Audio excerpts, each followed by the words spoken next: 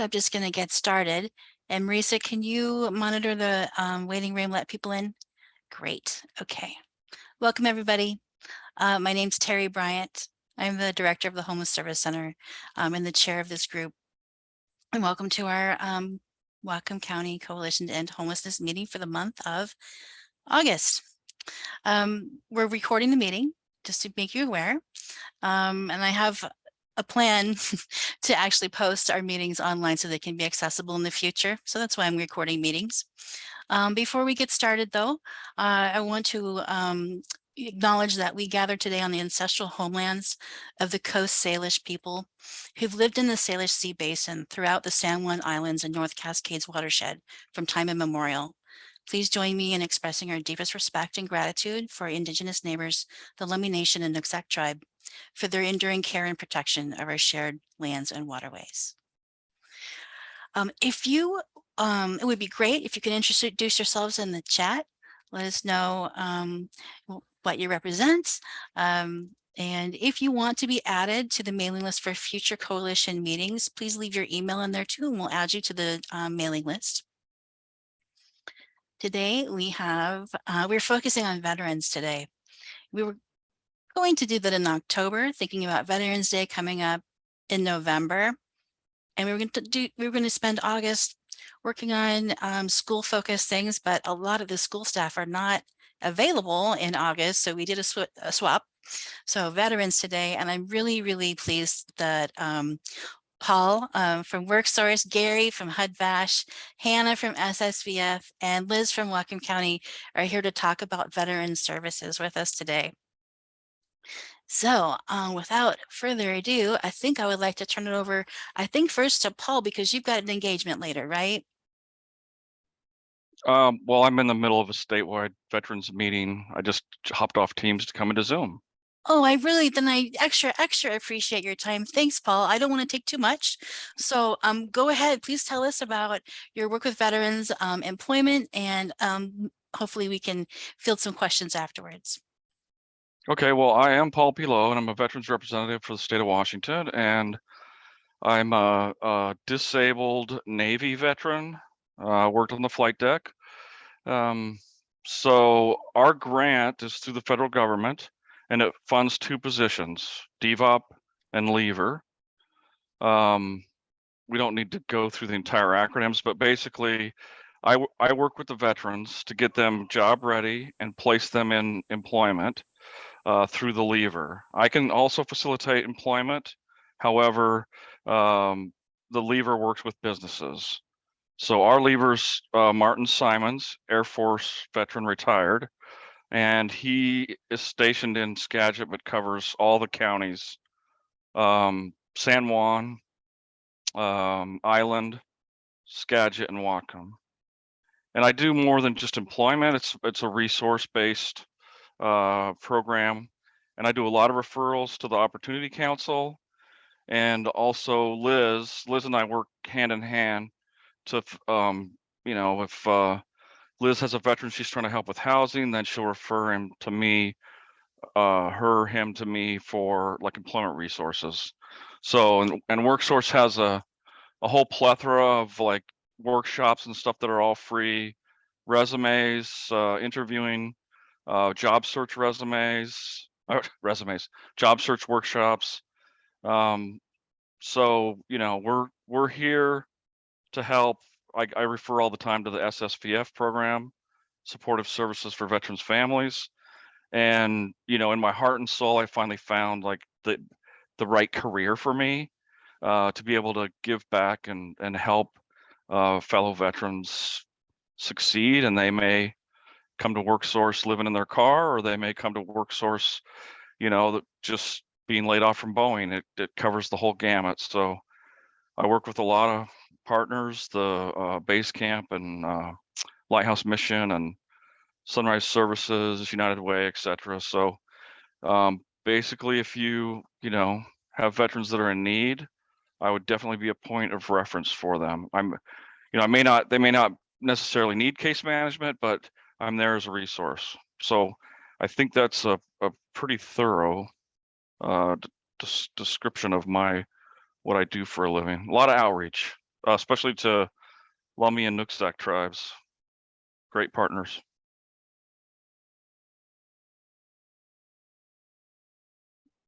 Thanks, Paul. I'm going to go ahead and open up to questions so that we can let you go back to your engagement. And I'll just kick it off with one that I was thinking of. What do you find are some of the biggest barriers that veterans are experiencing to access employment?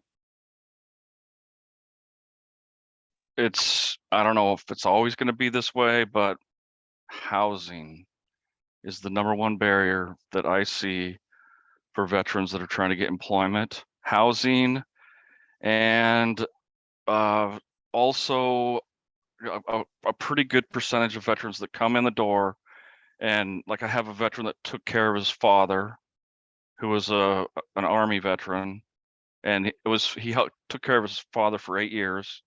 His father dies, and so when he shows up to WorkSource, he's got an 8-year gap in employment, which we're trying to work on. But gaps in employment, sometimes computer literacy, or maybe not so much computer literacy. It might be just they don't have Wi-Fi at home or resources, but we have a resource room with like 10 computers, and literally citizens of Whatcom County or welcome, anybody can come in actually and use our computers. So I hope that answers the question. Yeah, thank you. If anyone else has questions, you can put them in the chat and I'll ask, or just go ahead and unmute and ask yourself.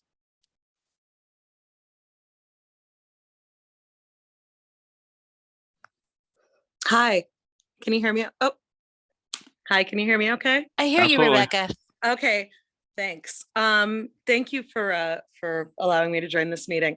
I've been speaking with a number of retired veterans who are experiencing discrimination and issues with housing that isn't up to code, and have been really frustrated with the resources that they are aware of, and was hoping to just get a little bit of insight as far as a good avenue to guide them to that that can help them get immediate relief with these issues with housing not being up to code. I think the housing up to code question might be a good question for potentially the city staff. I'm looking at Katie Sullivan right now about I'm just thinking about the landlord inspection. You know what I'm talking about? Yes. Yeah, and they haven't had any success there, and like as far as ensuring that they have handicap parking for that need, it's just it seems like a round robin, and I'm just not familiar enough with the process, or like what resources are available specifically to veterans so that they don't get caught in the process, hopefully. Yeah, Liz, but just put a link in the chat here. So NVLSP is a National Veteran Lawyer Project. It's where I refer my clients that are having landlord tenant issues. Again, if it's any civil non-criminal issue, I refer them to NVLSP. There is a chapter in King County that does help folks here in Bellingham. But if you're looking for something veteran specific, I would go there. And again, obviously, through the Opportunity Council, there's a whole host of landlord, tenant things. But again, for veteran specific, NVLSP has been fantastic. And it never costs the veteran anything. It's all pro bono, and they are actual lawyers. Oh, that's great. Thank you. One more question I see in the chat here from Marisa. Paul, does discharge status matter when accessing your services? I'm trying to find the mute button. I can work with any discharge, excluding dishonorable, because if they got out under an dishonorable discharge, then they went through the whole court martial and went to prison and the whole 9 yards. So they don't normally receive veterans for services, but honorable, general under honorable, other than honorable, bad conduct, discharge, I can work with all of them, because that's sometimes the discharge status is a barrier to employment in itself. So we work with veterans that have barriers to employment. So good to go. Thanks, Paul. Any other questions for Paul while he's with us? Paul, could you put your phone number in a chat? Roger that. Thank you. And for the record, 360-543-3445. Thank you.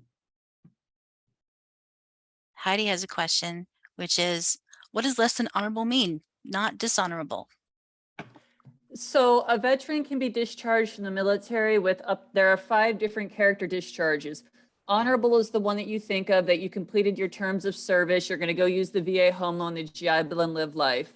A general under honorable conditions means that you had some minor disciplinary infractions that were handled at the local level. It could be things like you were late to formation, you had a weight problem. So again, these are kind of like, consider the misdemeanors, if you will, of the military role, gets you an under honorable or a general discharge. The next discharge down that does start precluding veterans from services is something called an other than honorable discharge.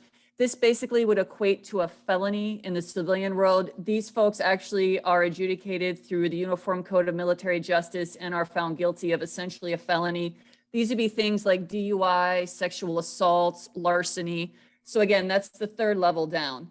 Then there is, we keep going. There's one more before bad conduct discharge.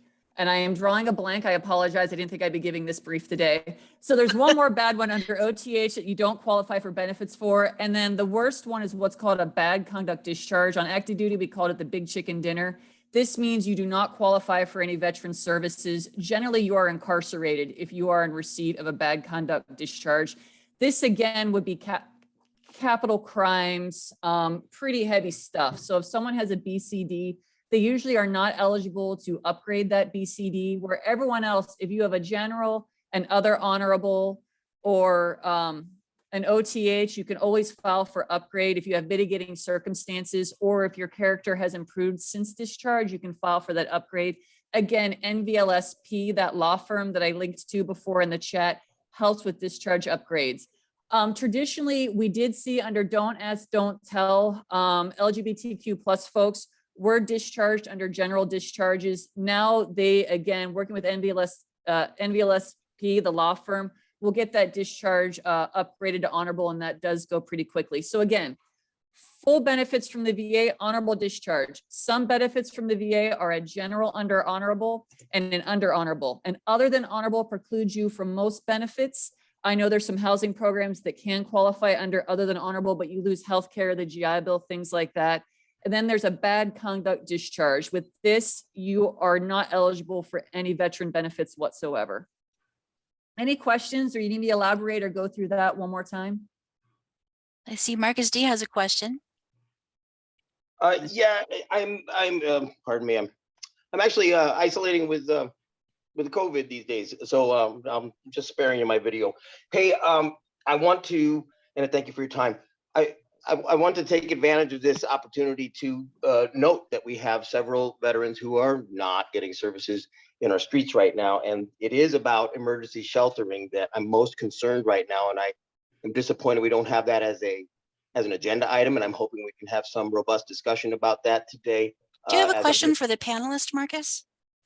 Yeah, I'm trying to talk to you about, I'm trying to talk to all of us, including the panelists, to specifically ask us all to step outside of our normal roles and try to find a way to influence emergency sheltering for those that we cannot serve. This is rather a needs assessment for your in your realm, and I'm asking you to stretch a little bit with us to help advocate for emergency services that do not exist right now, emergency sheltering. So thank you for your time, Terry. You bet, Marcus. And there's going to be time at the end for things that are not on the agenda. So you're welcome to speak more at that time. Yeah, I'm hoping we can introduce that as more of an emergency agenda item. Thanks. Any other questions for Paul before we move? I mean, I think maybe it's a good segue to move towards Liz, but I don't want, if anyone has questions for Paul, to get missed. So wait a second here. And I'll just say, I mean, you can email me, call me, whatever you want. I mean, in my heart and soul, I'm here to help veterans in any way I can. And so, I mean, you can, as Liz knows, just call me and I'll reach out to them and try to point them in the right direction. So, and I can help them find a DVOP in any state in the nation. Thanks so much for your time, Paul. I just Okay. really, really appreciate it. Oh, thank you. I And take appreciate you. care. You as well. Okay, Liz, is it okay if I call on you next to speak? I feel like you have a superpower here that you kind of alluded to a little bit when you're talking about those discharge levels, because you're a veteran services officer for entire community. And so is upgrading a discharge something that's within your wheelhouse? So it sort of is. So again, my name's Liz. I run the Whatcom County Veterans Program. I have several different hats with that program, but I was invited today to specifically speak about what I do as a veteran service officer. So what a veteran service officer is someone who works with a veteran to help them obtain their benefits from the VA. So part of that is discharge upgrades. If it's fairly straightforward, I can walk, again, LGBTQ folks are a great example of walking them through a discharge upgrade. If your discharge was due to a criminal offense, usually that's more than I can handle here at the county level. So I do refer to those lawyers at NVLSP, and they're fantastic. I'm on a first name basis with several of them there. They're mostly veterans themselves doing pro bono work and are great for those discharge upgrades. But what I wanted, hopefully is useful for the group today, is I wanted to break down, so the VA is divided into two separate houses. One is the Veterans Health Administration. So those are the folks, again, if you want to enroll your veteran in healthcare, so they can go to the Mount Vernon CBOC or get community care, that's Veterans Healthcare. The other half of the house that I spend probably 80% of my work on is what's called the Veterans Benefits Administration. So I'm going to take a couple minutes to talk about that right now. To start on both hands, if you want to help a veteran access their veteran benefits, the very first thing they need is something called a DD-214. That basically is their report card from active duty. That's where, again, it will show their character of discharge, that honorable, that general, that bad conduct discharge. It also will list where they served. So say they served in Iraq, Afghanistan, or Vietnam, and that can become important when filing for benefits. It also has their character of service, if they have any awards or medals or anything like that. If you come in contact with a veteran that does not have their DD-214, the very best thing you can do is help them apply for that DD-214. I know that the Opportunity Council does that, Paul does that, the Vet Center does that. I here at the county also do that. I would say, for sake of simplicity, you can always reach out to me at the county and I'll get you that form for that veteran. So again, for any veteran to access any benefits through the VA, they do need their DD-214. That's step one. That's their report card from the military. There are a whole host of benefits from the VA that a veteran can qualify for. One that I want to mention specifically, because I assume often when working with homeless folks, income can be a factor. The VA does have a program called Poverty Pension. And if you are a combat era veteran and make less than $1,220 a month, you can qualify for this benefit. So combat era, we always think of the Vietnam or Korea, but more importantly today, anyone who served post 1991, Congress has said this is a combat era. So if you have some younger folks that maybe are on Social Security disability and have no other income, again, say they're on the 798 basic Social Security, they could qualify again for this poverty pension that does increase their income up to $1,220 a month, and that's non-taxable. So that can be a boon to some of our folks in the community. In addition to the poverty pension, I also help folks file something called VA compensation. So what this is any injury that was caused or exacerbated by active duty that bothers you today. If that's the case, you're entitled to compensation for that injury. So a lot of folks we have, and I'm a veteran myself, we have something called tinnitus. It's a ringing in our ears that we develop from being around rifle fire, loud engines, things like that. What I would say is any veteran that you come across that you're working with, it's worth scheduling them with a veteran service officer, again, to see if they have any of these disabilities. At the county right now, I'm a federally accredited service officer. There's a fellow named Andy Part-Time who's a federally accredited service officer, and we will definitely walk your veteran through that process. And I'm trying not to overwhelm you with too much, but long story short, if you had a homeless veteran, say someone came to you, had their DD-214 and said, I want to file for benefits, great, call my office. We're going to do something called intent to file. An intent to file is a one-page form we give to the VA that says, hey, VA, I'm a veteran and I want to file a claim in the next year. This gives us 1 year to get their documentation together. So even if your veteran does not have the DD-214, as long as he or she know their branch of service, we can file the intent to file. That gives us 1 year to get their paperwork together to file the claim. And that's important because the VA backdates all claims. So let's say someone came in today, August 4th, and said, hey, I'm a veteran, I want to file for benefits, I don't have my DD-214. We should do that one-page intent to file, submit it to the VA so it's on record. We would then do what's called an SF-180 form to get their DD-214 from the Department of Defense. That can take up to 6 months. Once we had that DD-214, that's going to take about 6 months to get, we then could file the claim for the veteran. But again, that veteran won't have lost out on those 6 months of benefits because we would have filed the intent to file. Does anyone have questions on that right now? Because I want to make that really clear. Anybody? Okay. So again, and then so what disability is, again, is anything caused or exacerbated by service. So often, to be frank, folks on the streets can have mental health challenges like PTSD.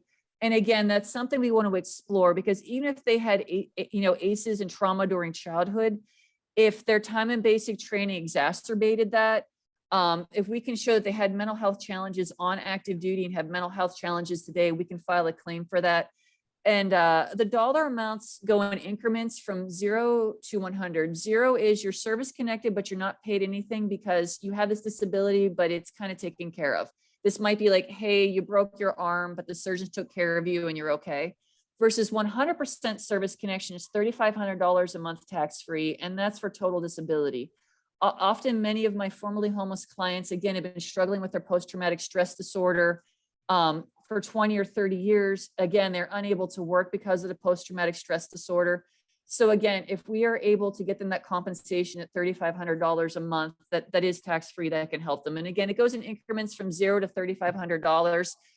If you really want to break it down, it goes 190 to 60, 400. It jumps up about $200 in increments of percentages at 10% up to that 3,500.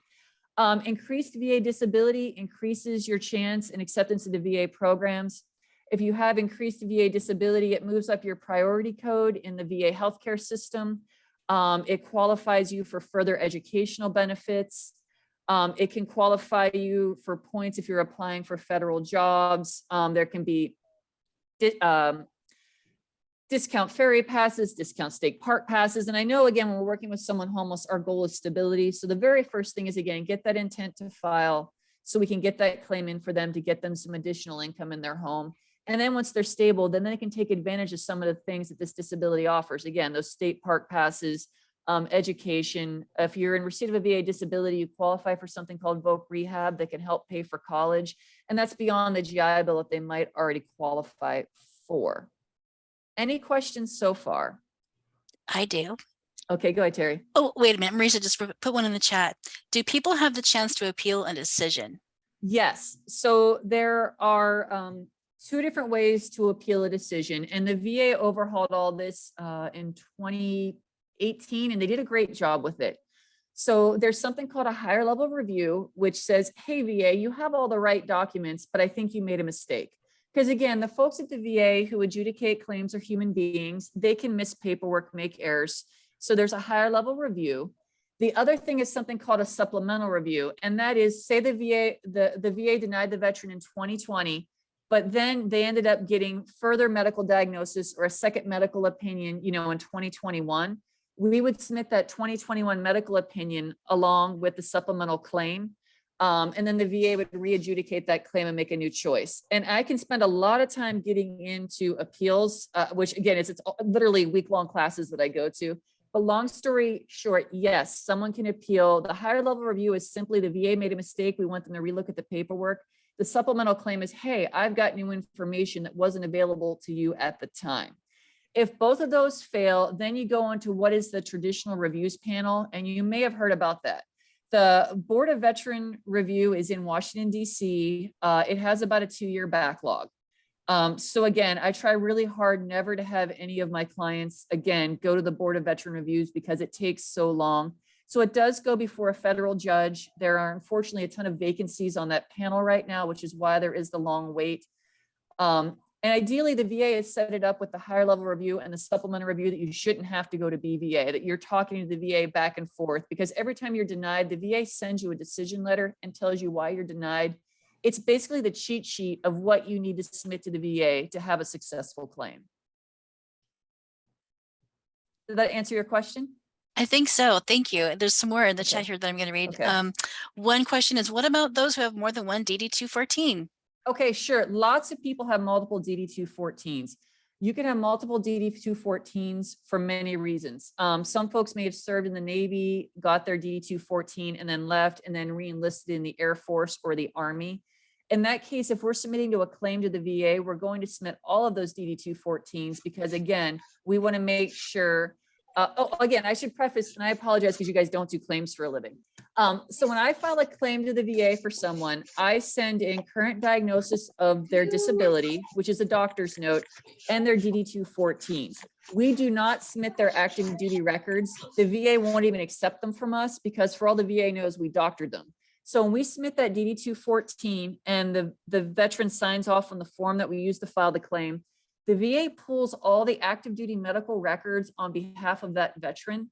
So again, if your veteran has multiple DD-214s, we would want to submit all of them to make sure that they didn't just pull the records from the Navy when the fella actually or lady actually had, records from the Army as well. In addition, some local enlisted folks will get a DD-214 for each term of enlistment. The Navy does it that way. So when I take my VSO hat off and I put on my hat here at the county where we do offer financial assistance, I'll often have a veteran who served their first tour or their first enlistment honorably, and then their second enlistment wasn't honorable. We at the county would just use that first DD-214 to qualify them.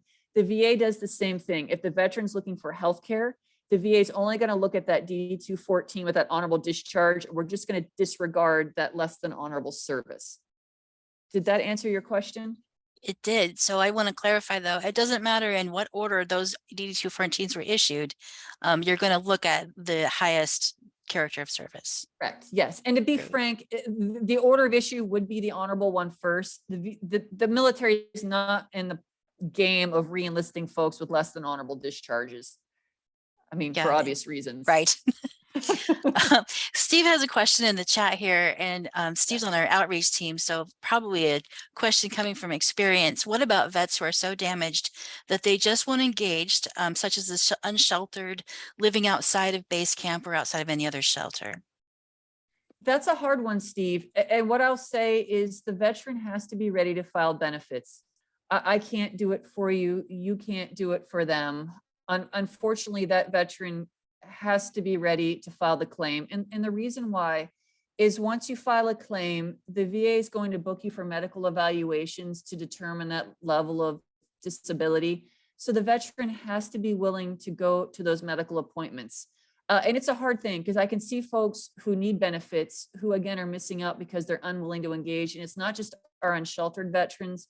One of my biggest things, I run into folks in my personal life more is the veteran who is that Vietnam or Iraq vet who, to be frank, I know is entitled to benefits and deserves them, but won't file the claim because they want to save it for someone they think that is more needy.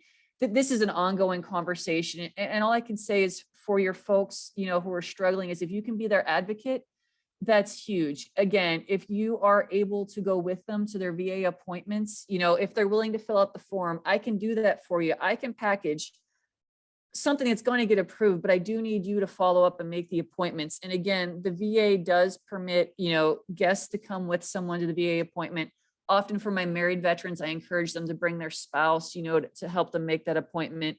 The county does have the veteran transportation program through the Opportunity Council. Again, it has a volunteer pick that veteran up where they're at and take them to their appointments. Part of the reason we created that program was, again, these veteran evaluation appointments can be all over. They're contracted exams. So again, we can get a volunteer to take someone to Seattle or take someone to Mount Vernon, wherever that contracted exam is. And sometimes for your vet, it's also just explaining and I know it sounds harsh, but lay out the dollar amounts. Again, wouldn't your life be better if you were getting $600 a month tax-free? What would that look like to you? Thanks, Liz. And I think we'll hear more from Hannah when it's her turn about what she can do to help support veterans when they're trying to connect with these medical appointments as well. And I realize now that I didn't really do a great job of kind of framing who I've invited. So Paul he represents mostly employment, works at WorkSource. That's where the computer lab is, where he can help veterans. Paul does not have to work with a homeless veteran, right? He can help any veteran connect with those resources. So my question for you, Liz, is do veterans need to be homeless when they seek services from you? No, they do not. So veteran service officer services are free to anyone in Whatcom County. I also have a contract with San Juan County. You do not need to be homeless. In fact, if you're a veteran and you're a provider, I want you to call me so we can look and see what your VA benefits are. Again, the bulk of my clients right now are actually retirees of the Vietnam era. And a lot of these ladies and gentlemen are quite successful. But again, because Agent Orange poisoned them, they're entitled to benefits. So again, you absolutely do not need to be low income to access veteran service officer benefits, to access VA compensation claim benefits. Again, you could be a retired general or admiral and you are absolutely entitled to benefits. You could be a Fortune 500 businessman. You are absolutely entitled to compensation benefits through the VA. In fact, I often file hearing claims for my older veterans because now veterans healthcare, interestingly, is not for all veterans. I found this boggling as a veteran myself. The only folks who qualify for veterans healthcare are service-connected veterans or low-income veterans. So I have a lot of aging veterans who want VA hearing aids because they're really good and don't qualify because these gentlemen, for the most part, gentlemen in this case, may have been, say, engineers or, MBAs in their career. So their retirement puts them over income for VA healthcare. The cutoff for VA healthcare, you have to make less than $3,000 a month here in Whatcom County. So if you make over $3,000 a month, you have to be what's called service connected. So again, I mentioned tinnitus when I first came on this Zoom. Tinnitus is ringing in the ears. I don't know a veteran who doesn't have it. So I work with a lot of these gentlemen who are like, hey, I don't want this money. I just want the hearing aids. And I say, great, let's file a tinnitus claim and you can donate that money to a nonprofit of your choice. But let's get you your hearing aids. The only thing that the county does that is income-based is, again, I do administer the Veterans Advisory Board Fund that is based off of income eligibility. And my board and county council has set that at 60% of area median income. So if you are sending a veteran to me for temporary financial assistance, that does have an income requirement. But again, I think Terry invited me today to talk about the veterans benefits and not the fund as much. I was going to ask you about that for my next question, but I'm talking Okay. too much, so I'm going to let other people ask questions. I'd love to ask a question, please, Liz. Go for it. This is Rebecca speaking. So I was really shocked to hear the comment about veterans not wanting the support because they feel like other people deserve it more. And it seems so much more likely that people just don't have the ability to do something like that because their level of functionality is so damaged from their service, from trauma beyond service when they tried to re-enter, society. So I'm curious about what kind of resources are available for people who don't have the capacity, the ability, or are too traumatized to advocate for themselves and take that step. Who can assist them if they don't have the wherewithal to be able to advocate for themselves in that instance? So I think that's a good question. It's kind of like the one that Steve asked. So again, what I would say is I don't think there's an official channel. The VA, unfortunately, doesn't assign you an advocate. And I know Gary Dolin with the VASH program is going to speak later. So I would say it does fall, to be frank, and I'm going to look at you guys in the community as housing case managers and housing advocates. There is no official channel, unfortunately, for a veteran who's struggling that you call the VA and they're going to assign someone to help you. That doesn't exist as far as I know. So again, it really does come down to volunteers, members of the community to help someone engage in services.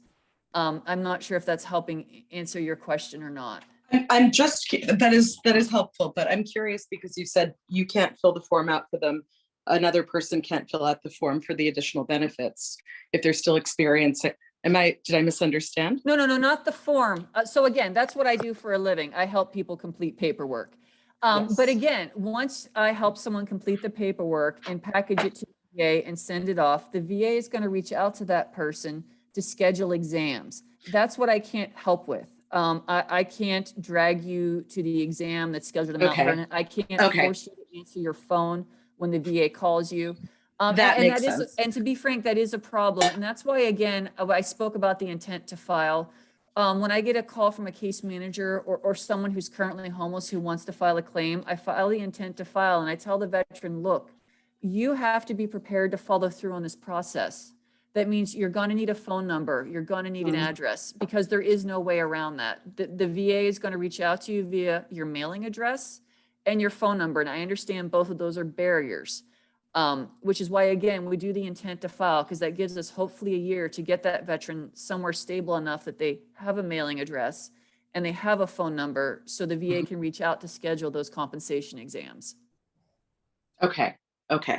Gotcha. So there's just kind of a little bit of a missing link right now as far as like people who are houseless, kind of like trying to urge them to do more long-term planning when the short-term is vital. But yeah, that absolutely makes sense. Yeah, thank you for clearing that up in my head. Thanks, Liz. Rebecca, I just would like to add really quickly that if there's veterans that are experiencing homelessness, our homeless outreach team can walk alongside them and help guide them into services, whether it's housing services, whether it's VSO services, or even employment with Paul's program. So they're always available. Yeah. Thank you. And Yeah. thank you for letting me ask kindergarten questions in a college course. Oh, not at all. There's no bad question. None. Are there any more for Liz before I ask her another? Okay, while y'all thinking, my question is, what kind of financial assistance can you offer veterans and when is it appropriate to refer one to you for that assistance? Okay. So the county also levies a small portion of property taxes through Washington State Code for low-income veterans. Now, in this case, there are some qualifications around that money. Obviously, the person must be a Whatcom County resident. So that means even if they're homeless, we do have to show some tie to the community. Often it's if someone moves here to get a job, we use that job or school as their tie to the community. If they have some sort of address with friends or family in the community.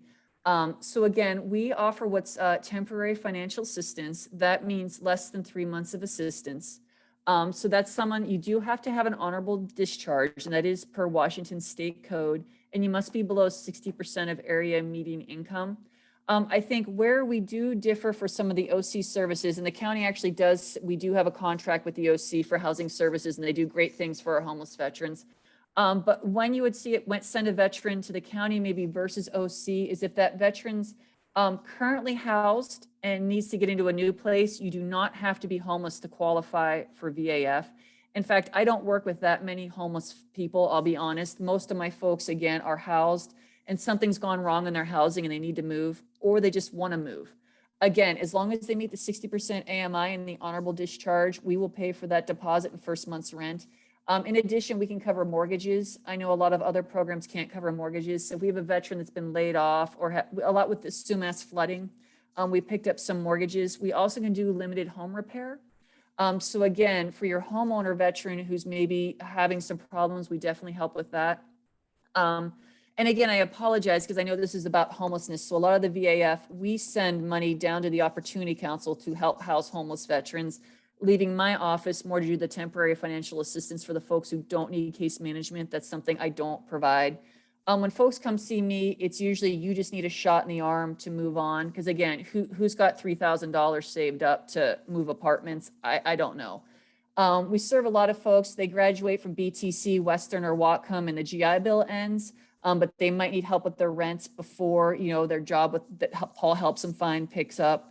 Again, it's temporary financial assistance. It is pretty fast and easy to access. Again, I'm not a case manager. It's pretty much show me your DD-214, your bank statement, I give you something called a landlord statement. You take it to your landlord. If it's the mortgage, you bring the mortgage statement due or the utilities that are due, and we pay that. Can I clarify more, Terry? That was great. So it sounds like if someone really needs prevention services, which is prevention from becoming homelessness, Yes. you're a good person to contact. Correct. If someone's Yes. working with a veteran that is experiencing current homelessness, OC is the proper referral. Yes, that's the exact, thank you you said that beautifully and simply. Again, and literally when a homeless veteran calls me, like I kind of triage what's going on. And if there is a VA claim, we chat.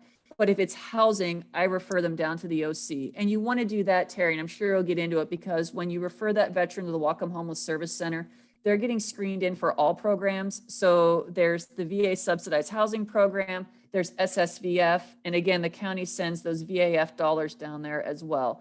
So that gets that veteran tied into all of those programs. So again, you guys can do your magic and figure out where they fit best in those programs.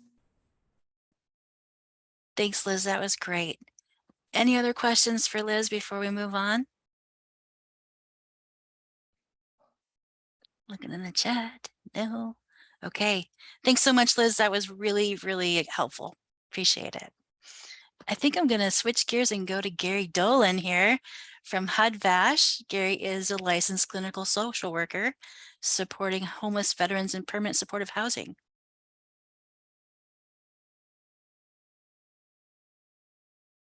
You're muted, my friend. Sorry. There we go. Thank you. Do you have a particular place where you want me to begin with this, Terry? Just an overview of HUD-VASH, how veterans connect to HUD-VASH, and your role in that program. Okay, HUD-VASH is a program by which the Department of Veteran Affairs has worked with HUD to provide Section 8 housing vouchers to homeless veterans. Currently in Whatcom County, we have right about 56 or 57 vouchers, and I would say that 80 or 90% of those are filled. The problem that we're having right now is that it's impossible to find an apartment. And if we do find an apartment, all the prices of these apartments are higher than the payment standards set by the department, by the housing authority. So the other thing that we're running into is that we also only have one emergency shelter, basically base camp, and a lot of veterans don't like staying there. So what happens is if we have a homeless veteran in Whatcom County, and they can get referred to me and to Opportunity Council to get involved with the VASH program. I lost my place. Sorry. If we can get these people involved and get the process moving, then sometimes we can get the housing authority to move a little bit faster. But right now, I just want you all to know that when we refer somebody to the housing authority and they fill out an application, it can take upwards to 2 months or more sometimes to actually get them approved and to start looking for housing. And in the meantime, a lot of these people are not comfortable staying at the base camp. And so they're sleeping outside, or they're setting up tents on the street or whatever. The homeless situation, in my opinion, is still quite serious and seems to be growing day by day. And it's becoming more and more difficult to find appropriate housing for these individuals. The other thing that's going on that makes things a little bit more complicated is that we have a lot more, this is my opinion right now, a lot more street violence. And we have a lot more dissatisfaction in general with homelessness and how people are feeling about the fact that they are homeless. So what we try to do is the following. If a homeless veteran is interested in HUD-VASH housing, they can either call me or they can call the Opportunity Council directly. They will announce themselves as a homeless veteran, and then they will conduct an intake. Once that intake is conducted, then it's sent to coordinated entry. And then coordinated entry will determine this person's eligibility on a simple level. And then it's quite often referred to me or my partner, Josh, And then we will look into their eligibility and see if indeed they are really eligible. And sometimes if they're not, I can now request an extension to have their eligibility extended, let's put it that way. And I've been able to get permission to house a few extra veterans that normally would not have been eligible. The problem is we don't have housing, and the housing is so expensive that it's difficult to find a place for these people to live. Let me throw it open for questions, because I'm not sure what it is that people want to know. I'll ask you one. I'll say a thing and then I'll ask you a question. Sure. So HUD-VASH is a Section 8 voucher. So that's a permanent subsidy for as long as the veteran complies with the program, correct? That is correct. By and large, what's the eligibility criteria for VASH? I know that there's some outliers that you mentioned, but generally, what's the rule of thumb there? Well, I wish I could tell you what the rule of thumb is. Usually what I do is when I get a referral on a veteran, the Opportunity Council goes through a program that they use to find out if the person is eligible. I have a more sophisticated way of doing that by going into the database. And the only thing I can tell you is that if the person is in the VA database, that usually means that they're eligible for housing. And it's hard for me to explain to you what the rules are, because they don't seem to apply evenly all the time to everybody. So if a person is eligible for housing, then I will call that individual or my partner will, and we'll try to do a screening. Once we do a screening, we bring the individual in and we begin the application process. It is important to note right now that it seems to be much more difficult to get veterans involved in HUD-VASH.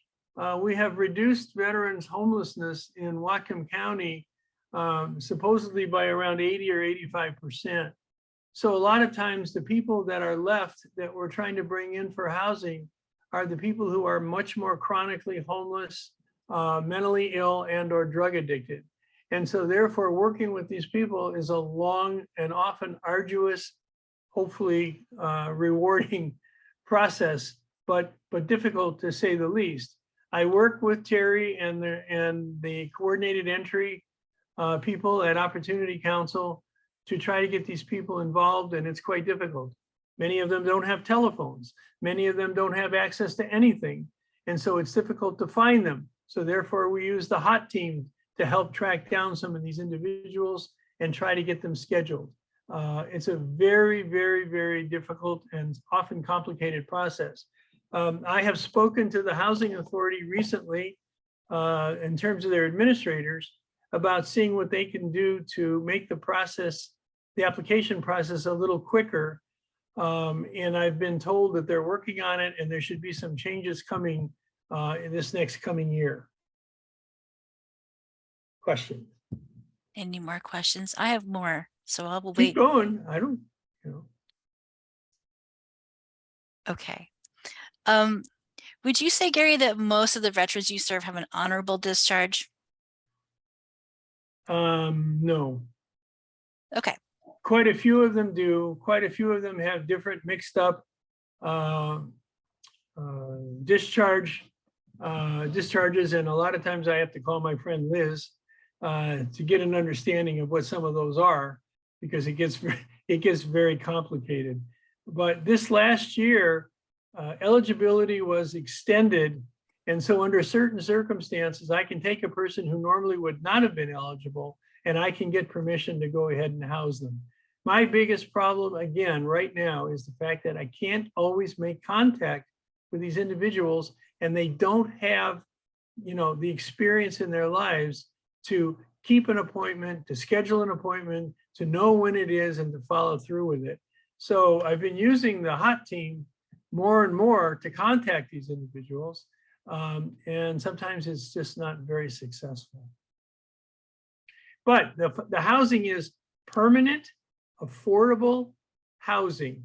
And we have different vouchers. We have vouchers for what we call tenant-based housing, which means that if a person gets a tenant-based voucher, with our help, he can go out into the community and try to find an apartment that falls within the purvey of the payment standard of the housing authority, and then we can move them in.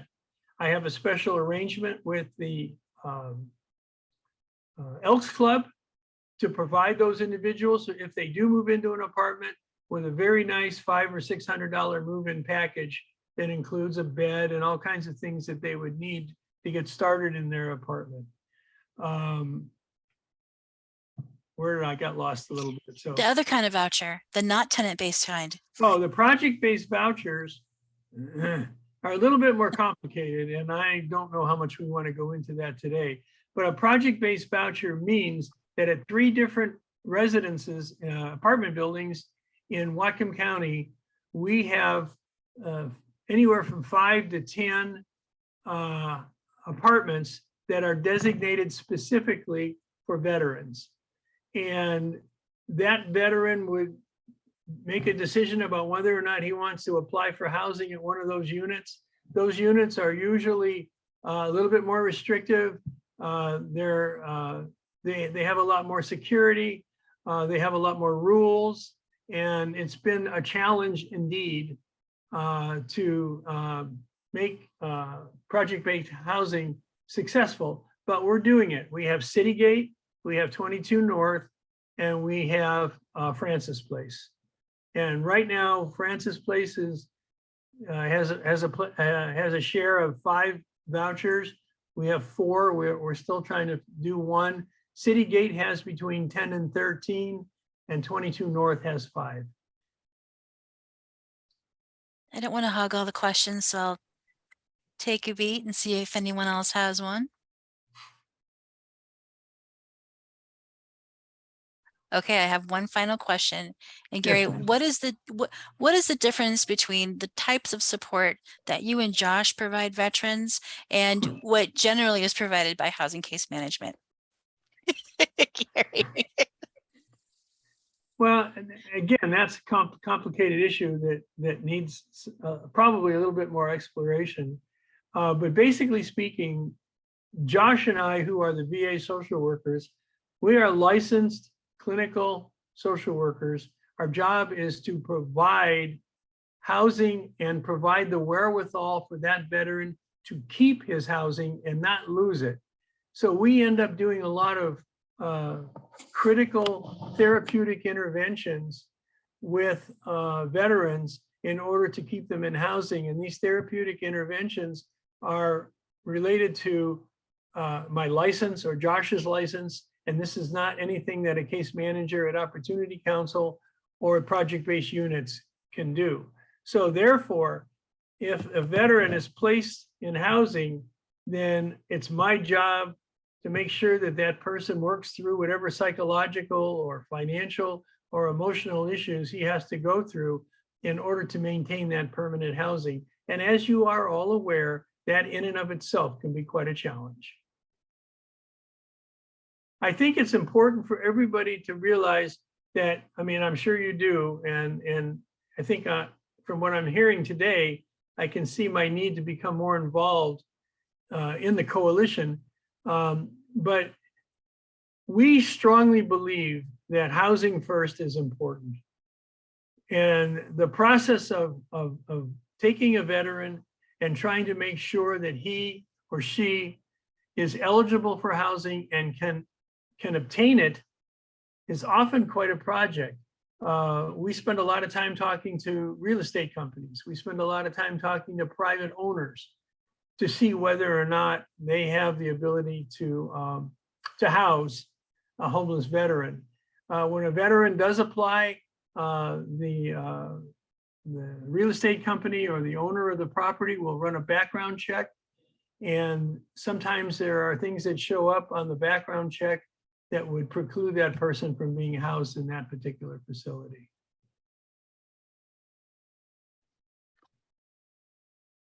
Any more questions for Gary? Gary, you serve families as well as individual veterans, correct? Yes, yes. it's interesting because for the number of years I've been here, which is about 12, most of my veterans were single individuals. We're seeming to be getting more referrals on families. Right now, I'm working with a woman and her child who are fleeing domestic violence, and we have them temporarily housed in a motel, and we're working desperately to try to find permanent affordable housing for this lady and her child. Any other questions for Gary? I think I want to say a clarifying thing, and that's that Gary and Josh, they're professional mental health workers.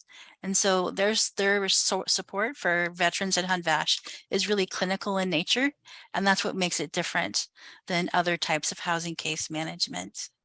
And I want to say the other thing is that a lot of the referrals that happen to HUD-VASH or to SSVF, as we're going to be talking about shortly, is that it's a very collaborative community.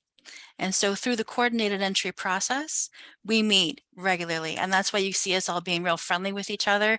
We know each other pretty well because we meet every week and we discuss all the veteran seeking services, and we staff solutions creatively with other providers of veteran services as well as outreach workers.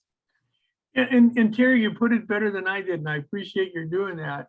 I think it's important for people to understand that the amount of time and effort that we put in to find permanent housing for a person who is chronically homeless or mentally ill or drug addicted is far greater than anything I would have anticipated prior to my becoming part of the VA.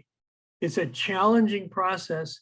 And the other thing is that there are a lot of people who don't want homeless people in their community. And I think we've been pretty successful in some areas at fighting that, but it's still an issue.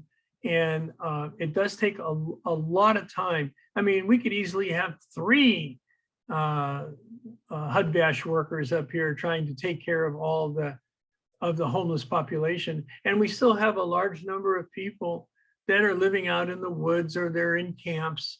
And so therefore my work with the HOT team is really important. And actually they're a great group of people. Thanks, Gary. Yep. Okay, one last call for questions before we move on. All right. Gary, thanks so much for your time. I really appreciate it. I know this is your first day back to work. So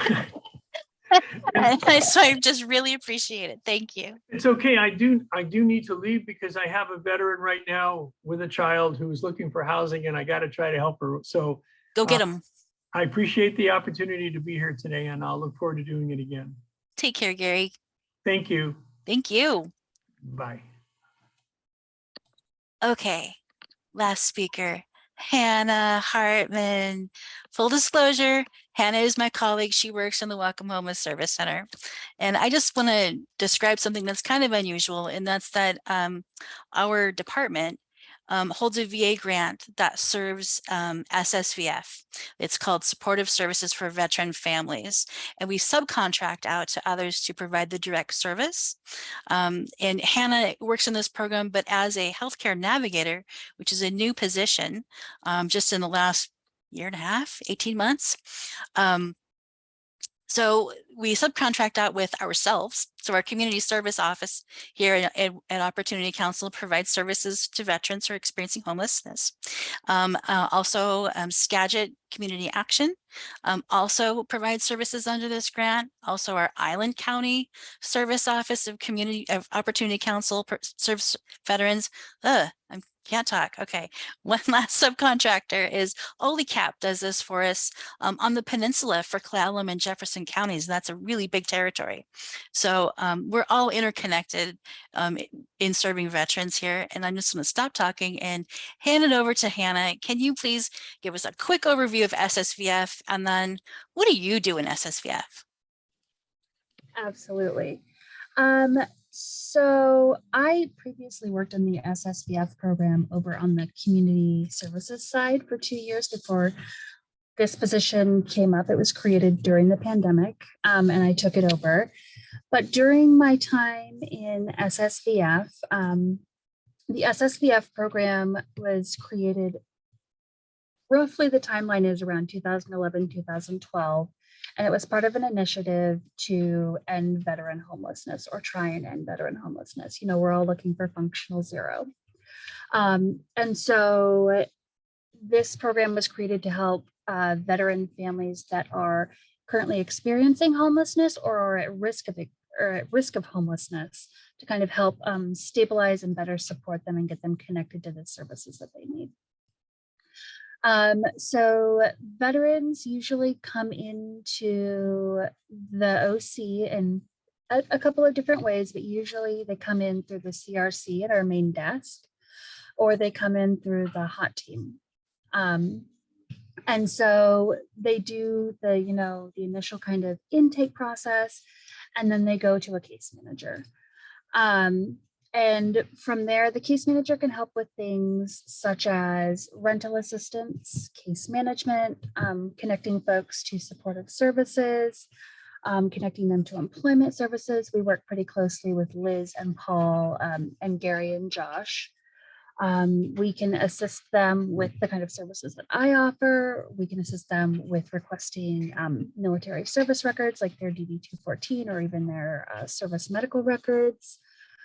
We can do a little bit of everything. There's a new program that I am not super familiar about. So if Terry wants to jump in at all, there's a new VA program called Shallow Subsidy that is also kind of under the SSVF umbrella that we can help veterans with. And they come in and basically do an intake. There are some income limits, as there are with most programs. I believe it is 50% AMI for SSVF. And they are not allowed, or they are not able to have a dishonorable discharge and work with us.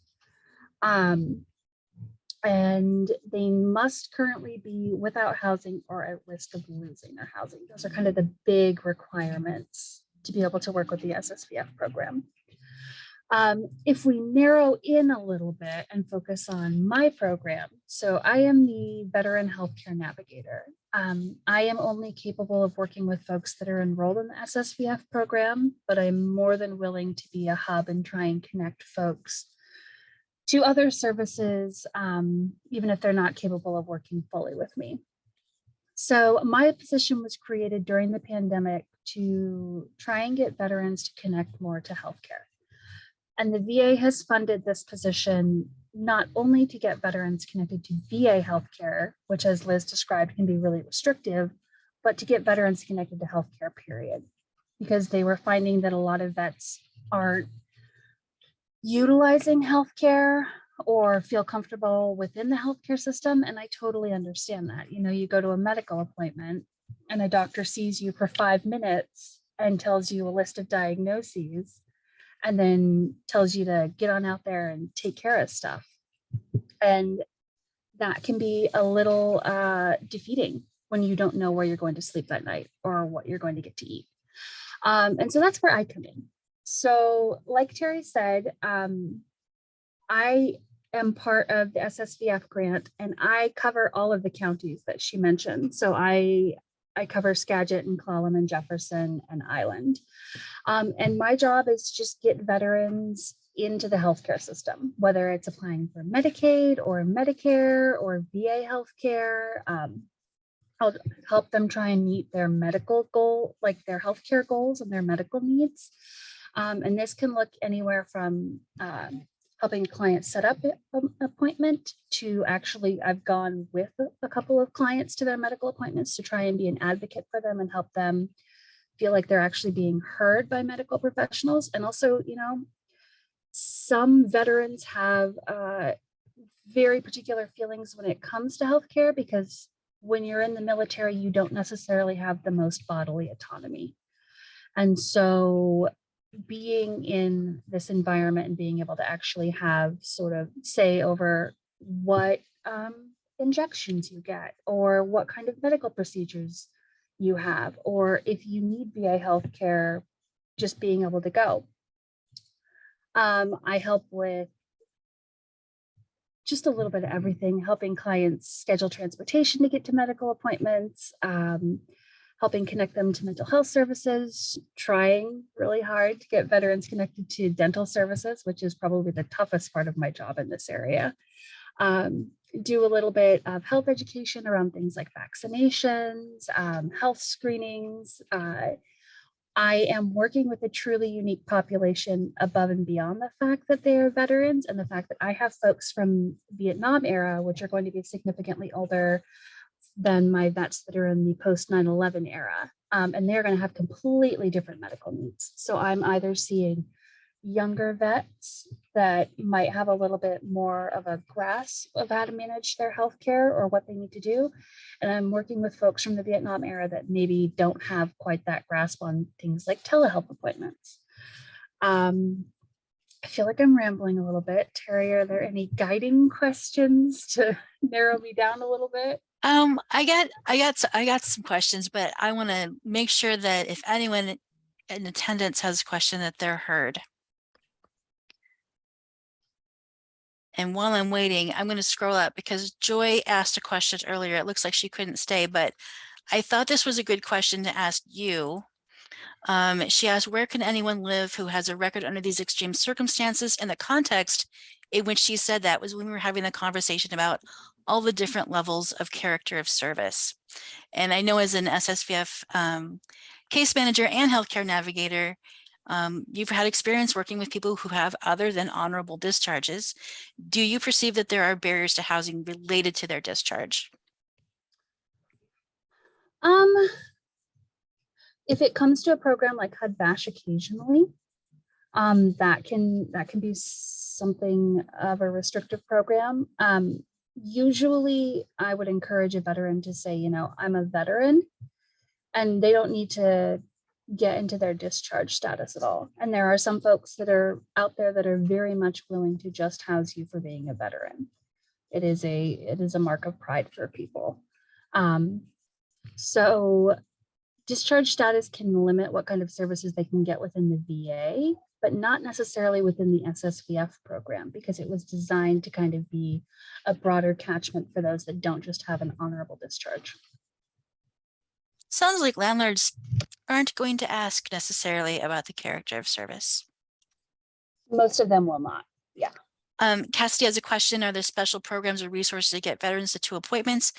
I know that you do this for your veterans. The veterans that Hannah serves must be SSVF enrolled. So that's one caveat there. Marisa put a resource in the chat here for the DAV for rides. And then Liz mentioned our volunteer center has some programming to assist veterans to get rides. And then our community has Medicaid specialized transport too that can be accessed through Northwest Regional Council. That's not limited to veterans. That's anyone who's receiving Medicaid. Yes, and I would tack on that this is why I try and get veterans involved with other healthcare beyond just VA healthcare, because things like the Medicaid transport is specifically through Medicaid, and they're more familiar with this area. Whereas I think things like the DAV are more focused on getting folks down to the CBOC in Mount Vernon, or even down to the Seattle, Puget Sound, VA. Joe Gibson wants your phone number. What is I'm it? putting it in there. And Hannah, even though you have to, when you serve veterans, they must be SSVF enrolled. You're willing to take field calls from the community, just generalized questions, helping people figure out where to start, right? Absolutely. Right. I am never going to turn someone away who says, you know, I have a question about something to do with a vet. I'm never going to say no to anybody. So, I mean, I'll put my contact information in the chat, and everyone's more than welcome to reach out if you have a question. And if I don't know, I will always try and find out or point you to someone who does know. Thanks, Hannah. And I just should say that about SSVF housing program in general, separate from the housing navigation that Hannah specializes in, what it is time limited financial support for rent and case management. what that time limit is has been kind of a moving target through COVID, because the VA has tried to be very nimble to respond to the needs of veterans. But essentially, in SSVF, your case manager is going to meet with you, the veteran, and help you find a place to live and help you move in and help you pay your rent.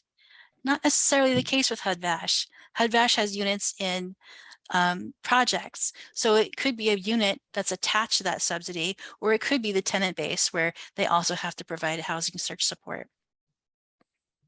Thanks for you putting your info in there.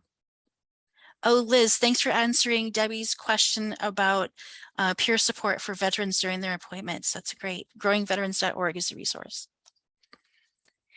Do we have any other questions about veterans for Hannah? Liz is still here.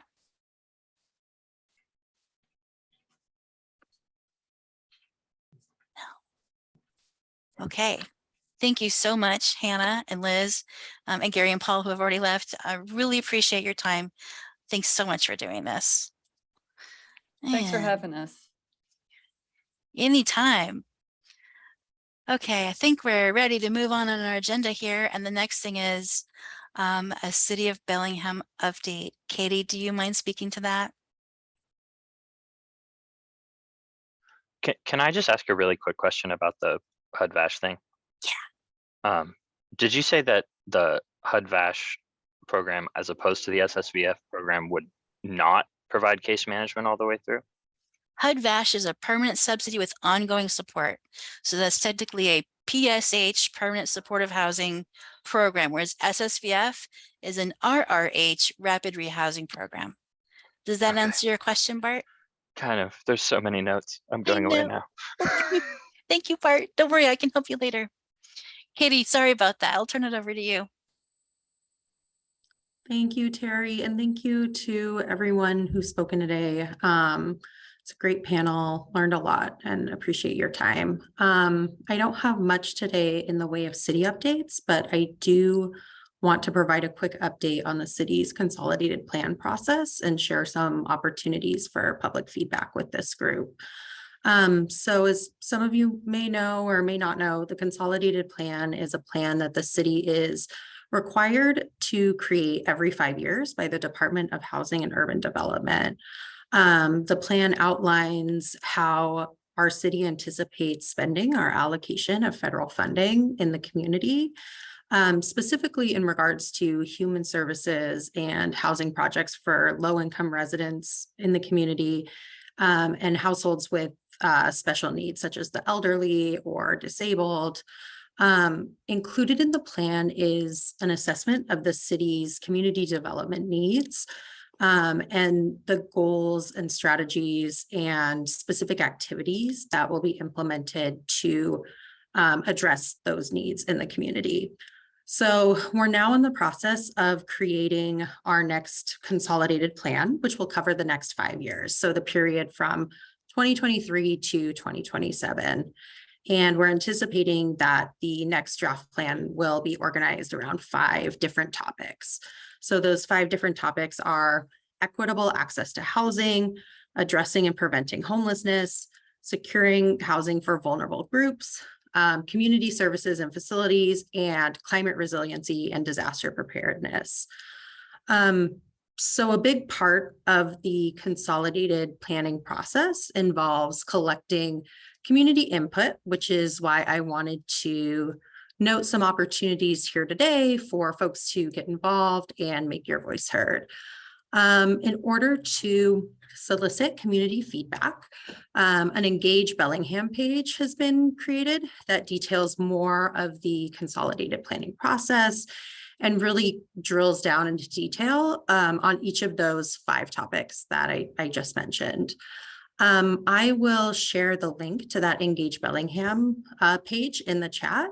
And I really want to invite everyone on this meeting today to visit that page and submit any questions or comments or ideas that you may have on how to best utilize our community's allocation of federal funds over the next 5 years.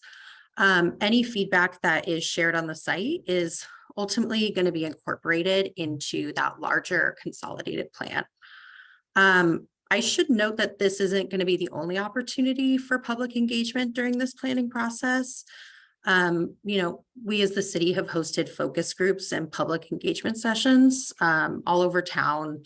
Recent events at Villa Santa Fe and the Max Higsby Center come to mind. So if you have an idea for or a desire to have the city host an engagement session near you or at your organization, we'd love to hear your ideas, and please feel free to reach out, and we can kind of start working in earnest on getting something scheduled. So yeah, I'll post my email to the chat, and feel free to reach out if you have any questions. I'll also post the link to that Engage Bellingham site. And thank you in advance for your insights, for your ideas. They're really appreciated and a really valuable component to this planning process. Thanks, Katie. Any questions for Katie? No? I saw a no? Okay. Next up on the agenda is county update. Chris, are you available to do that? Yes, thank you, Terry. Thanks. And I will try to be pretty brief with this. So there's a lot going on at the county these days. We recently had an RFP available. That's a request for proposals for some funding for various projects that we're looking to fund in 2023 and the future after that. We got some pretty good applications. We're going through them still. We haven't made any decisions. Awards will be announced later this month, but we got some good applications for interim shelter facilities, as well as community leasing services. We're also in negotiations for a partnership to have an organization host and staff a severe weather shelter this winter. We are looking forward to 2023 already, in the sense that we're looking into the future, not like we're super excited about it. But it's a mixed bag. The 2023 budget process has begun. It does look like there's going to be a modest decline in funds in 2023 because we're losing a lot of very COVID-specific federal funds that have been really helpful over the last couple of years. But we do have some new funding to replace most of that. The details are pretty detailed. One of the big pots of funding that's been really helpful in our community has been eviction prevention funding that came through the CARES Act. And then we supplied through the ARPA. That is going to be partially made up for with the Department of Commerce funding for eviction prevention. And we're looking at making that shift probably sometime in the late spring, moving from one funding source to another. That eviction prevention funding has been huge. The Opportunity Council right now is serving about 500 households per month who are behind on their rent. So that's something that has been really important, and we're trying to look at ways to kind of have a soft transition to a little bit less funding available there. Our priorities for 2023 as far as budgeting go will mostly be the same as what we've done. We put out our strategic plan in 2019 right before COVID hit, which has been a little bit of a juggle, but I think most of those community values are still where they were when we checked in and did all that legwork in 2019. Some of the areas that we'll be focused on specifically include resolving unsheltered homelessness for families with children, expanding emergency shelter capacity, and diversity of emergency shelters. And then we're also looking to increase our focus on improving supportive services that permit supportive housing facilities and some other housing interventions. We recognize that the costs are increasing, and there's a lot of vacant positions with our partners. So we want to help them increase staff retention and make it easier to recruit staff that are qualified for those jobs. We also expect an Access ID type program to return next year, which will be great for people that have misplaced or lost their IDs for whatever reason. We know that that's a big hurdle for a lot of folks, and it's tough to get through that paperwork without the proper IDs. Speaking of severe weather, we are looking to get that hosted. It's most likely going to be at the Civic Field in those locker rooms again. Thank you, City of Bellingham, for making that spot available. It's not like the ideal place in town to do it, but the facility itself is actually pretty good. There's a lot of room there. There are showers right there, which is really nice. Some attached offices for storage or other, office-y type stuff that goes along with that. We're also trying to prepare for some if we need expansion. We got some really heavy duty heaters that we can put into a different location in addition to that one if we need to do that. So we're trying to be ready for cold weather. As far as the hot weather goes, the health department has been working with the city, some of our shared partners and some of the health department's partners to get some AC units in place. You know, I know it's August now, but it's not impossible that we get another heat wave this year. Wildfire smoke is another thing we've been considering, trying to get people set up with fan filters and masks and things like that for indoor spaces. We are looking at some slight capacity changes to our housing inventory, which is good. I'm happy to announce that, I don't know if anyone's mentioned this already, but Lydia Place's new Heart House permanent supportive housing facility is up and running. There's 11 new units of long-term supportive housing for families there. And we also are looking at some potential partnerships with Mercy Housing to add more housing units. I don't know if folks caught this in the news a couple of weeks ago, but there was a purchase made for the Evergreen Ridge apartment complex that preserved affordability for 143 units for households earning less than 60% AMI. That was a pretty big deal for us. The terms of affordability, or the period in which the owner of the units had to have it affordable as a condition of their financing, was about to expire. And those units were looking like they were going to go to another party who was going to buy the complex and most likely raise the rents to whatever the market would bear. So we were concerned about that. The city caught wind of this, brought the county in as a partner, and Mercy Housing Northwest was able to purchase those and preserve the affordability there. So we're pretty excited about that. The last thing I want to mention, and Terry, I don't know if you were going to get into this, was the point in time count. Okay, I'll leave that for you, Terry. Wait, you can hit it. I'll just fill in later. Sure. So the point in time count was published. The report was published. It's there's nothing really all that surprising in there, I would say. The usual caveats are there. It's a report of the people who were counted. It's not a comprehensive report of every single person experiencing homelessness in the county, because that would be impossible. So it reflects a lot of hard work and a lot of effort from the people that did the surveys. We work to try to report in a fair way, like what it says and what it doesn't say. The overall numbers aren't too different from the previous years. There's a slight decrease in the number of individuals, a slight increase in the number of households. There was a pretty cool infographic that some of my colleagues here at the health department made. I'm going to put that into the chat if folks want to have a look at that. I think it's a nice summary of how that result shook out. We're getting down in the hourglass here, so I'm going to cut it off there, and I'm happy to answer questions later, either at the end of this meeting or through emails or phone calls if y'all want to get a hold of me. Thank you very much. Thanks, Chris. It looks like Marcus has a question for you. Yeah, go ahead. And thanks, Chris. I'm heartened that you've got some applicants for emergency sheltering RFP. That's good news. I'm with SOS. We did not feel that we could do that. I know that other nonprofits felt that they could not meet the requirements. It did read more like an RFQ than an RFP, but it did do an awful good job of the needs assessment of the populations that are not being served that need to be served, and I'm really appreciative of that coming from the county. And I'm also heartened. I believe that I heard you talking about trying to address the hot weather issues as it comes up. I know we don't have temperature thresholds or anything to observe right now in any official capacity. So I hope we can come up with something quickly with that makes sense. And of course SOS supports all that. But I am still concerned about standing up a congregate shelter for emergency sheltering while we're still in a pandemic. It's rather contraindicated, and CDC recommendations are that's kind of like the last measure you would do. It's always the first thing we do. And I'm wondering, have you looked into anything else like larger tiny home villages for a triage emergency type basis? Yes, I mean, we're open to anything, I think. We would need to see a good proposal where it made sense and there are, lots of considerations taken into account. Hotels, unfortunately, are just about full. So we've really struggled to have hotel rooms available for emergency shelter.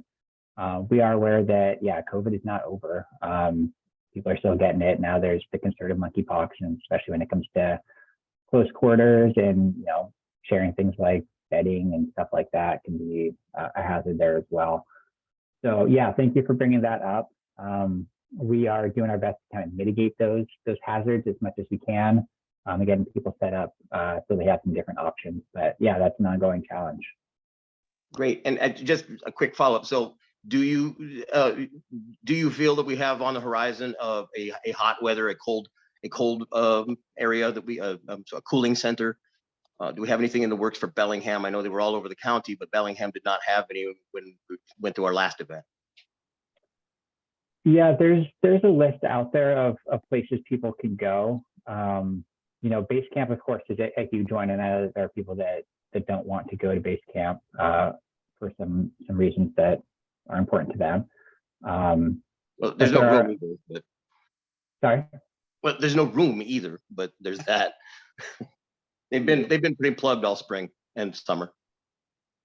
Yeah, I think their day center, at least for folks coming in during the day, there's room there. And Terry just put a cooling centers link up as well. So I think that has mostly been addressed. I mean, there are always going to be folks that won't go, and the homeless outreach team is doing a fine job getting out there, and other agencies as well. Sure. To provide water, you know, other sure, things we do that too. My question though is, will Whatcom County be making any effort to get something set up in the city of Bellingham, failing the city of Bellingham doing it? I don't think that we're gonna. Excuse me. I mean, it's just because we do that work that we're watching people really suffer. So we're trying to figure out how to alleviate that. Yeah, I think there's a number of efforts underway, both from the county and the city. We try to coordinate so that we're not, you know, being redundant as much as we can, and addressing both, you know, unsheltered folks in shelters, and even people in, like, you know, substandard housing where there's heat risk there too.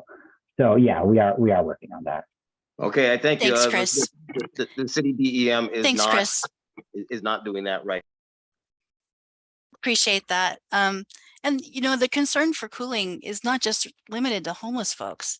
It's a lot of seniors that are not able to get out of their housing and cool themselves either. So this is just it's a complication of climate change that we all need to contend with in the future.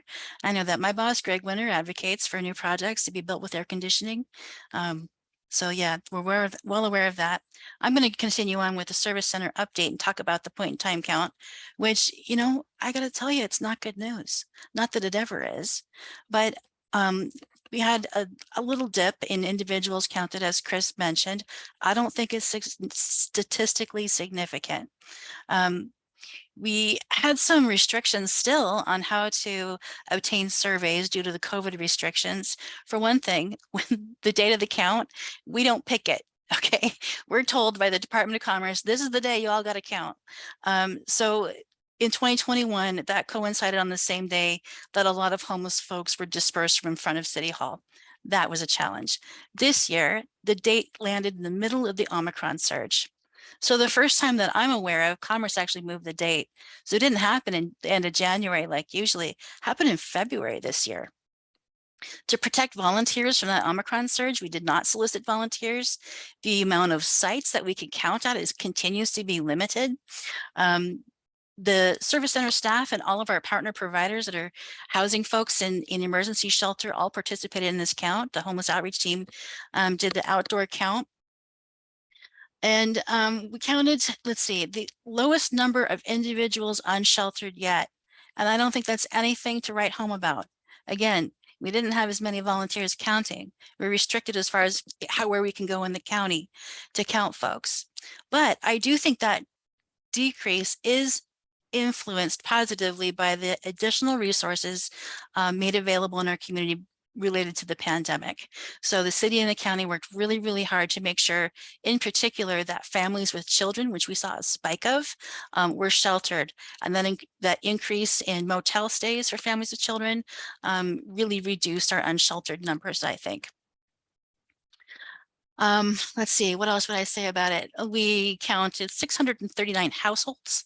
So it was 832 individuals, 639 households, and 82 of those households were families with children, which again, I don't think is good news. We see in our housing application pool, we see a lot more families at that, becoming homeless, needing services, and really struggling to move into housing because of the pressure we have on our housing system and the market, and struggling to even exit from programs that support them with rental assistance because their rent keeps going up.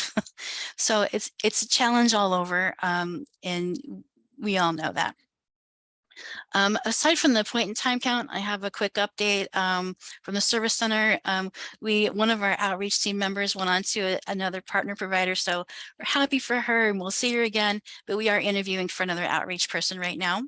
We've hired a landlord liaison, Kelsey Steed, who's here, and I'm not going to call her out, but she's great. She's a resource for our entire community. So anyone looking to work with landlords to develop relationships, mediation with tenants, that's the kind of thing that Kelsey can really be helpful with. And you just call the service center and to get connected to her. Here's a number, 360-255-2091. I'll put it in the chat in a minute. I'm really excited about this next update. I'm talking really fast because I see it's in the 501. Sorry about that. We'll be recruiting for Housing Navigator shortly. And I'm really excited about this because this is also a resource to the community, not limited to people who fit into coordinated entry guidelines for eligibility.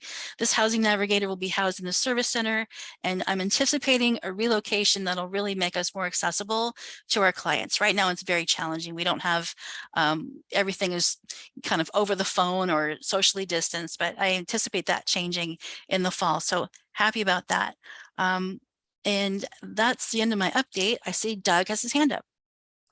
Hi, yeah, I just wanted to make a quick comment about the point in time count. So Homes Now played a role in the time count. So like we were able, because when somebody is in a tiny home village and they're not like just raw on the streets, it's a lot easier to get that count of people that are in there. So I think that some of the numbers related to like how the number of unsheltered has gone down, we maybe played a role in it because we house nearly 50 people or shelter nearly 50 people.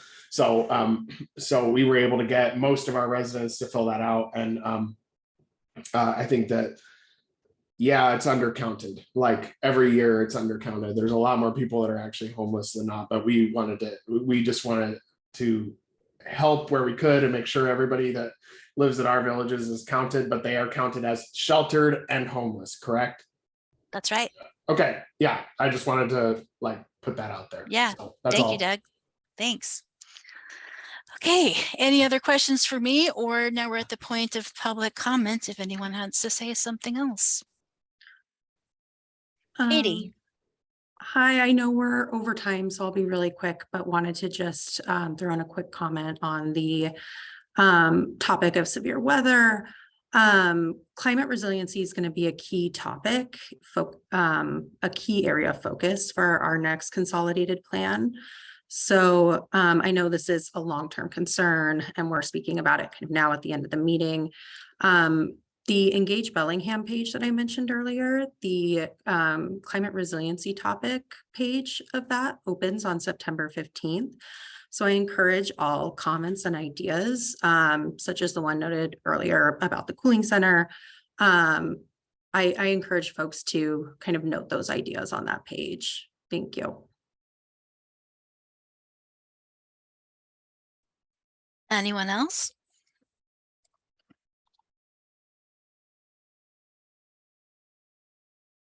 Doug? Yeah, so I just wanted to mention a few things a little bit because it just popped up in the chat and was what I mentioned earlier about the 22 North issues. I have no interest in getting any housing shut down or like messed up in any kind of way. I just want everybody's situation to improve, including those in housing or whatever. But I only wanted to interject and kind of mention this a little bit because you know, Homes Now manages 2 tiny home villages that are technically classified as shelter and not housing, right?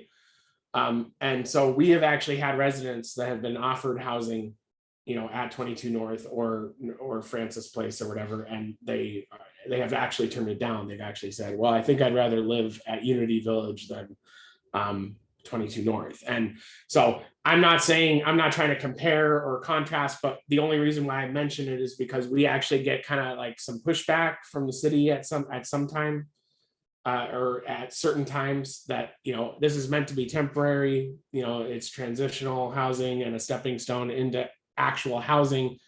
And so we get kind of a little bit of, like, I would say criticism, but it's a little indirect, that, hey, some of your residents have been there kind of a long time, you know, or, you know, they might have been offered housing in one of these places and they've turned it down.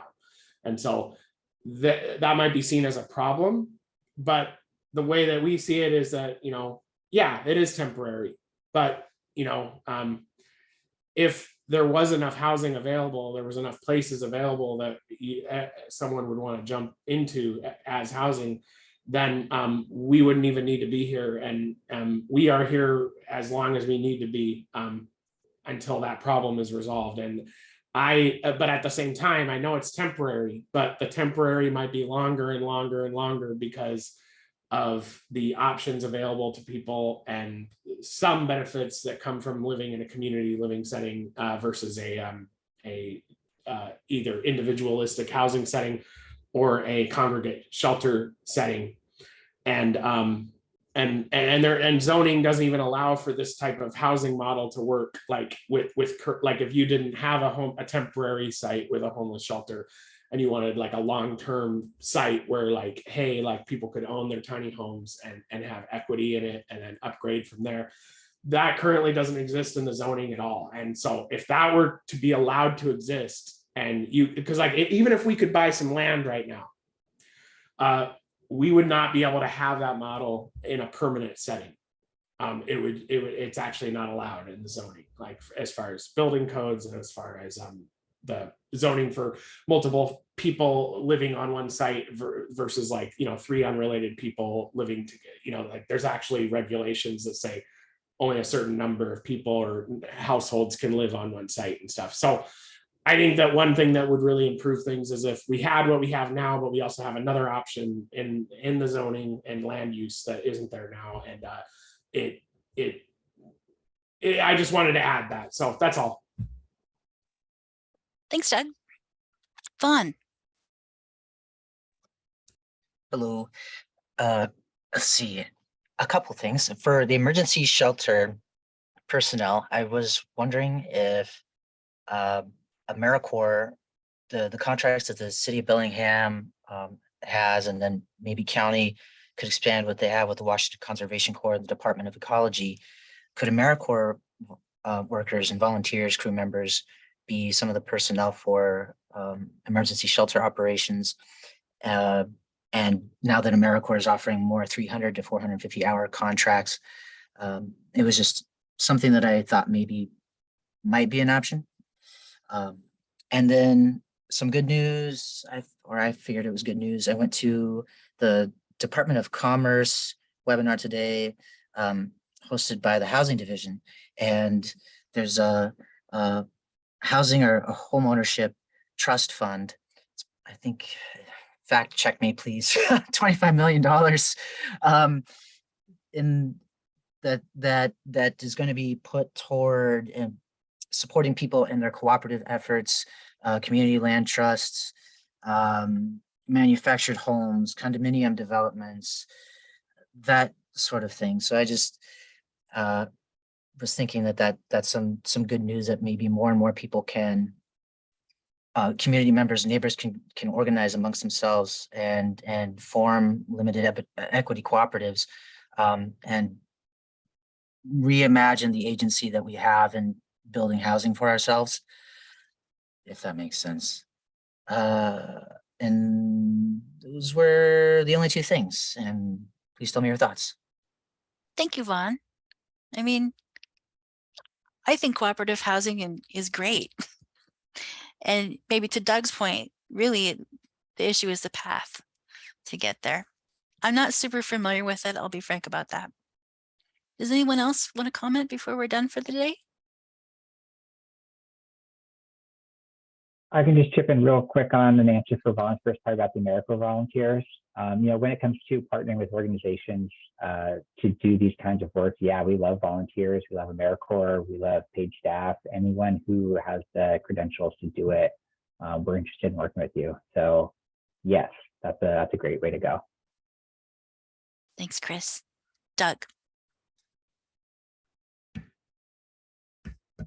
I just wanted to say one thing really quickly and small. I think that what needs to happen is a lot of options. So, all the stuff we've been talking about has revolved around, we do this, we do that. This is supposed to be this is supposed to be that. But the fact is that if we have a lot of options, then people will get the help that they need. And so, Homes Now is an option. And there's a lot of other options out there. And so I would advise the city and the county and any people that can help to get experimental and allow for more options to occur other than what we do, other than what you guys do. And between all of that, I think that we'll be able to actually reduce the visible level of homelessness throughout this city and county. And so I just hope that can happen. That's all. Thank you. Thanks. Anybody else? One last thing, may I? Okay, yes. Okay, sorry. That just reminded me, a couple of times that I've brought up like housing projects such as Mercy Housing and affordable housing projects. I was wondering, like, maybe after 15 years or so, would that affordable housing project consider opening up the ownership of that building to the residents, so that then it would go from a affordable housing organization, property management, into like a condominium complex that's run by the residents. And so far, nobody's totally shot me down on it. So maybe it's possible, even though like legalities would be like really, really super complicated. But I just wanted to put that out there. And any other thoughts on that? I'm open to hearing more too. That makes me wish we had more developers in attendance here. I don't have the answer to your question. I do know that usually tax credits are the way that housing is kept affordable, but there's an affordability period, whatever that is, right? So it doesn't have to be a nonprofit that acquires these tax credits to develop housing, but often it is. So if it's a mission-driven nonprofit, so for example, Opportunity Council has a tax credit project at 22 North, and I strongly suspect that once that affordability period is over, the agency is not going to then flip it to market rate.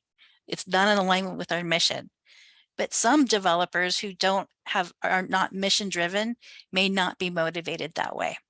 So I guess what I'm saying is, Vaughn, I like your thinking so much. It's exciting. And maybe the developers to target for that idea would be people who are mission driven. Anything else before we adjourn? I sure appreciate everyone staying so late. Okay, well, I'm going to call it. Our next meeting is in October. It's on the 6th, 3:30 to 5. Be on Zoom. Our topic is going to be back to school, and we'll have some providers to talk about homeless youth and their experiences in school and accessing services. Thanks so much, everybody. I hope you have a really great afternoon. Bye.